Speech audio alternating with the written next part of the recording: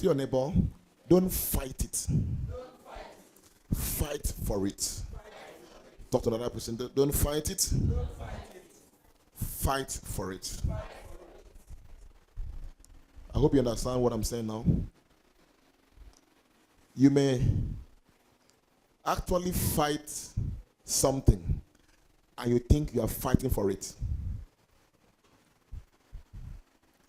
You may actually fight something and you think you are doing what? You are fighting for it. They are not the same thing.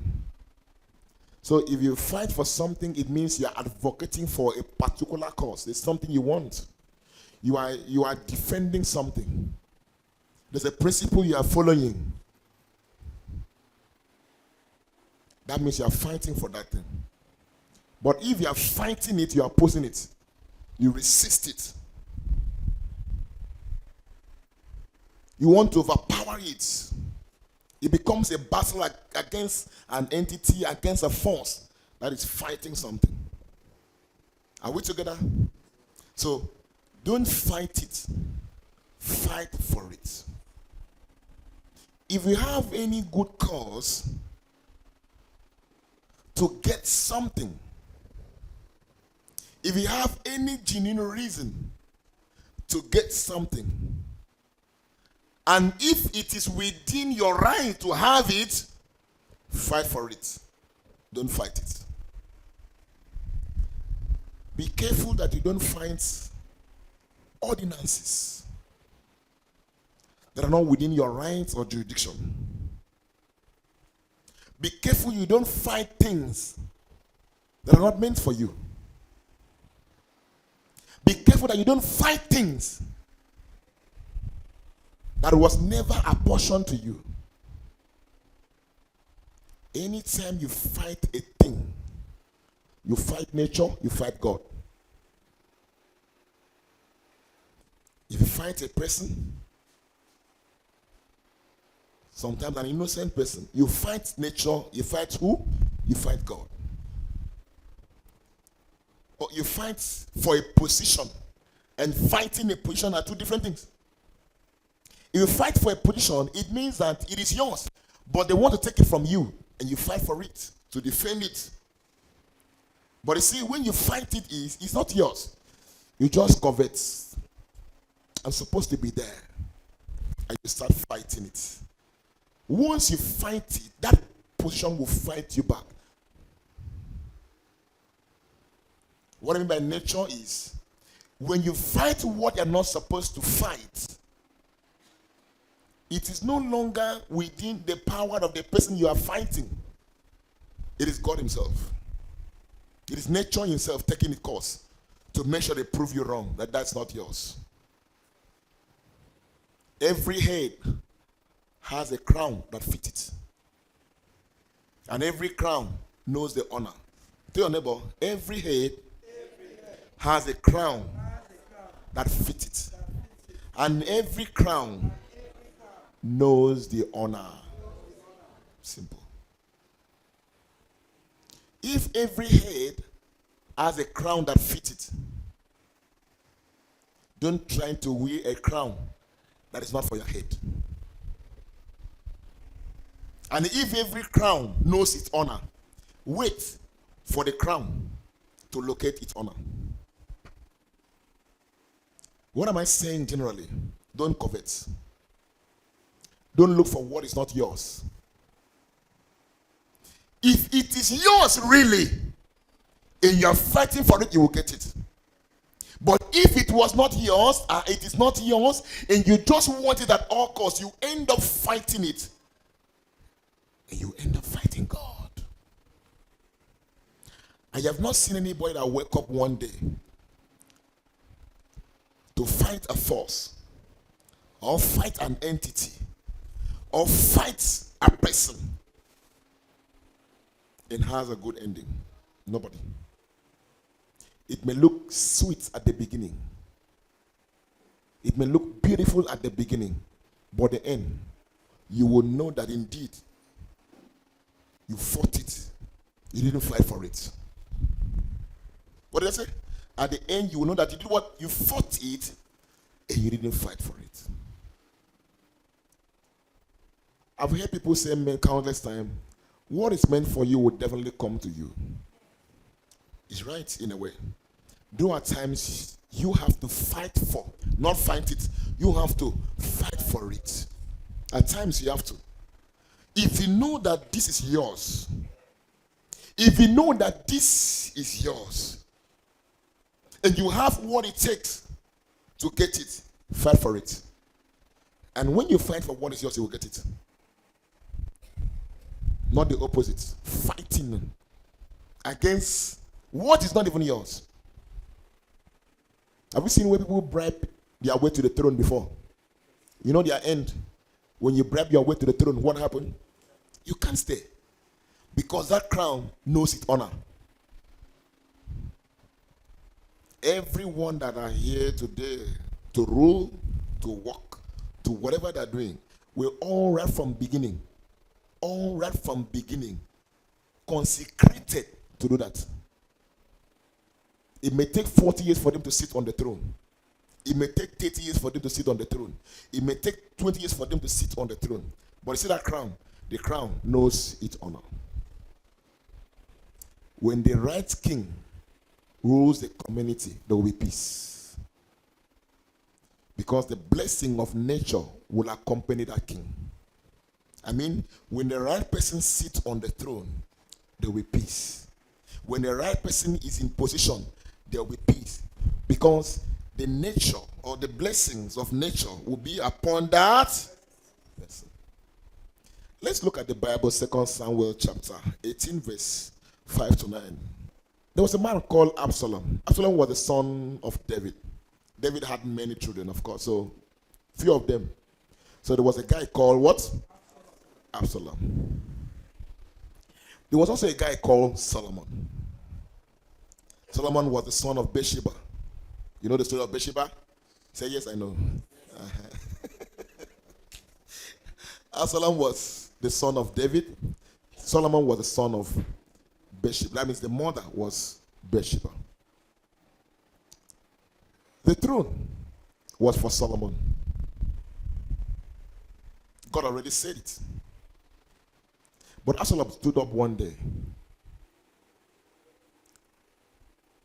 thinking that he is fighting for the throne, not knowing that he was fighting the throne. He fought. He fought the throne, including his father. Hope you know that David ran because of Absalom. When David heard that Absalom is coming, and of course you know the story that Ahithophel is on his, he said, let's go, let's run before Absalom will take us on our ways and destroy us. David, as a sitting king, ran. He carried people, they ran to hit themselves. The moment he started that fight, the throne started fighting him. If you read from verse 1, you see what that guy did. You see how he conspired, how he got people, took people from here, people that know he knew very well, they were very loyal to the father. That if he has this man on his side, he will win this war.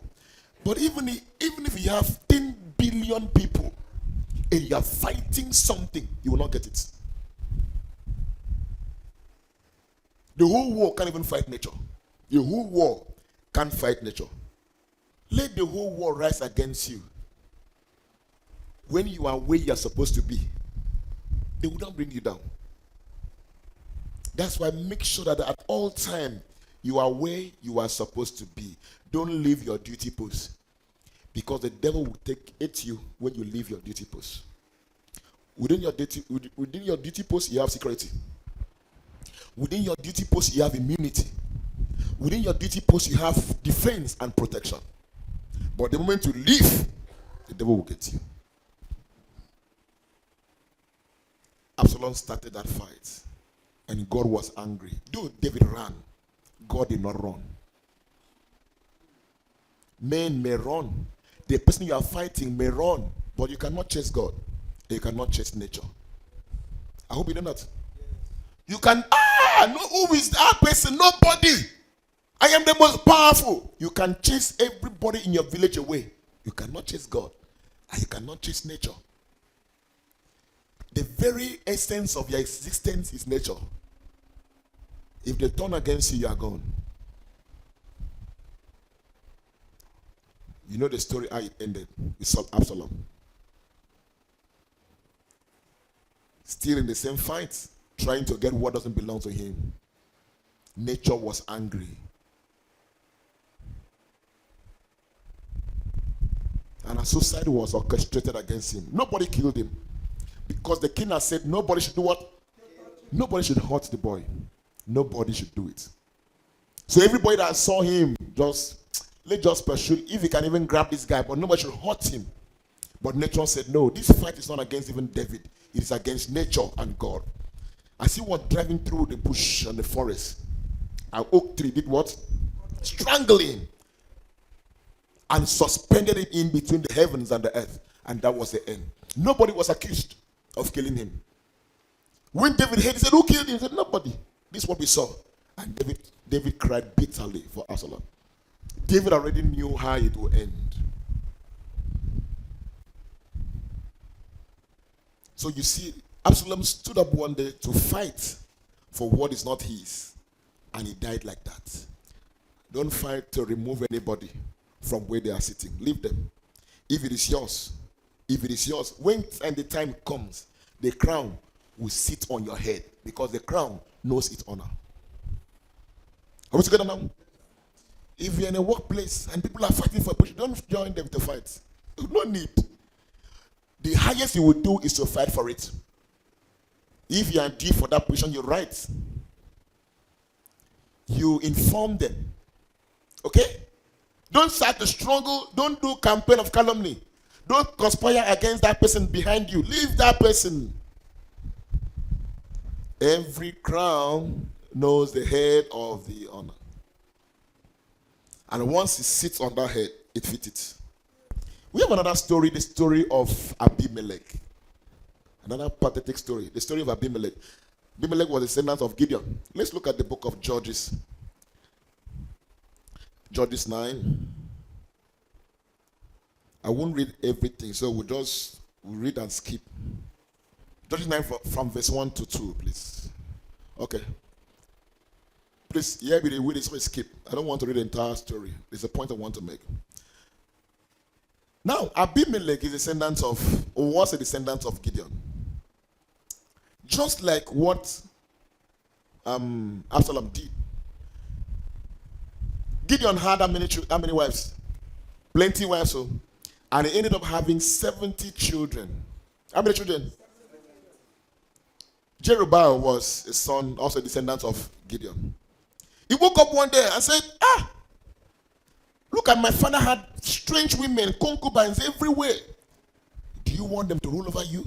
Or you want a legitimate child like me to do what? To rule over you. And that started making sense in the years of the eras. No, you should be the one. The sons of this concubine cannot do what? Rule over us. So they were now saying, how can the children of this one are you? It should be you, the legitimate child. Instead of him fighting for that throne, he fought it. He stood up one day, carried men, and went back to his father's house and carried 70 people and killed all of them. Except the last born that ran. You don't fight for things like that. That kind of act is fighting against something. God kept quiet. The silence of God today doesn't mean that he has forgotten or doesn't know what to do. He wants you to enter the problem very well. Are you hearing me now? He wants to do what? Sink in well. So they can close the banks against you. He killed them. And he reigned for only 3 years. Verse 5. And you went unto his father's house at Ophrah and slew his brethren, the sons of Jerubbaal, being 70 persons, 70. Upon this one stone, notwithstanding, yet Jotham, the youngest son of Jerubbaal, was left, for he hid himself. Verse 6. And all the men of Shechem gathered together, and all the house of Milo, and went and met Abimelech king by the plane of the pillar that was in Shechem. After all that, he now had the throne. I've killed everybody. I am now what? Was he fighting for that throne? He was actually fighting the throne. Don't forget, he was opposing the throne. That is fighting against something. He was resisting the throne. He was combating the throne. He was resisting a force and entity that was already established. Move forward. Verse 22 and 24. Verse 22 to 24. That same chapter, please. When Abimelech had reigned 3 years over Israel, then God sent an evil spirit between Abimelech and the men of Shechem. And the men of Shechem dealt treacherously with Abimelech. 24. That the cruelty done to the 70 sons of Jerubbaal might come. So what he did, the 70 people he killed, there will be a revenge. And their blood be laid upon Abimelech and their brother, which slew them, and upon the men of Shechem, which aided him in the killing of his brethren. You see the way God is doing it? When you are involved in a conspiracy, you are just like this person that have executed that conspiracy. Are you hearing me now? You are part of a conspiracy. All of you are the same. You heard about it, you did not say no. You heard about it, you did not say no, don't do it. You are also, when the judgment comes, see now, the people that help him, that even say, hey, go and do it, they were also involved. The blood was put on all their heads. Oh, when they won the battle, the first year he was happy. He sat first year and second year. Then the third year, God said, okay, you have sat enough. Because that throne was not his. He fought it. He did not fight for it. So, every time you need something, first of all, ask, is it us? Is it yours? If you're not sure it is yours, don't go for it. Because if you go for it, you will end up fighting it instead of fighting for it. And when you fight it, this will happen. As I said, if the right king sits on the throne, there will be peace throughout his reign. Have you seen where king sits on the throne for a long time? Like 50 years, 60 years, 70 years? Because it is theirs.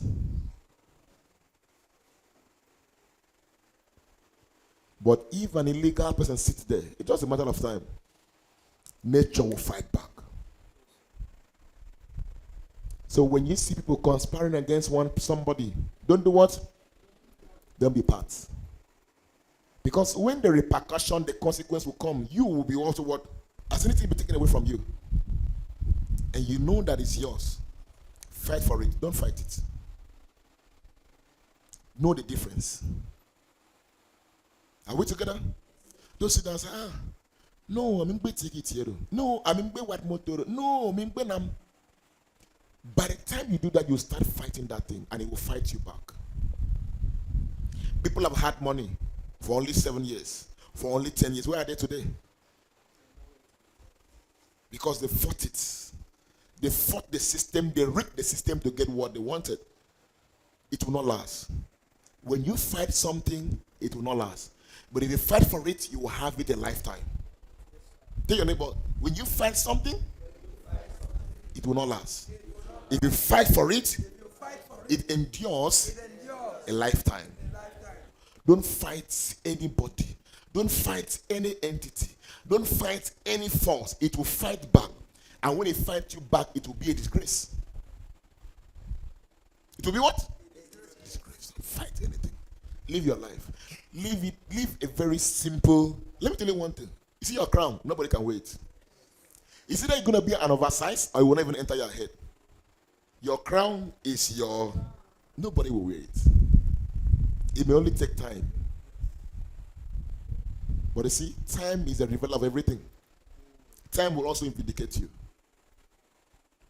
do your due diligence and fight for whatever you are fighting. Don't fight it. It may still be yours and you fight it and you are locked up. It is yours. Right, but you are not fighting for it, you are now fighting it. David knew all that. You don't fight a sitting king.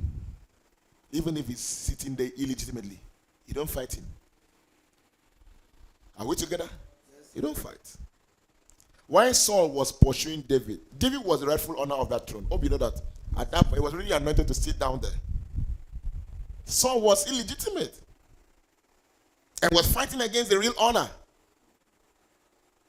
But David understood that as long as that guy is sitting on that throne, it's a problem to him. If he mess up, it will be a contempt. And he did not. He ran away. He was only fighting for it. By praying, by waiting. He didn't fight it. The guy that actually fought the real honor, what happened to him? You saw the way he ended. Because he was fighting the wrong battle. Praise the Lord. So as children of God, don't fight anything. Instead, do what? Fight for it. And when I say fight for it, advocate for it. Act for it. Don't oppose it. Don't resist it. Don't try to overpower it. Because nature will fight you back. And God will do what? It will be so bad that you assume a throne and it becomes a shame and a mockery. It will be so bad. Praise the Lord.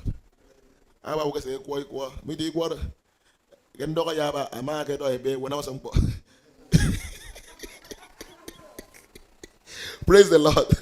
I thought about it now. In no yaba. A market or a bay with an Amazon ball. Hallelujah. So that's what I'm saying in essence. A market it you or given or fight the wrong person. Therefore, what happened to you? Yeah, come on here, Basio. I was saying, Jesus. Let me have standing. Let's thank God.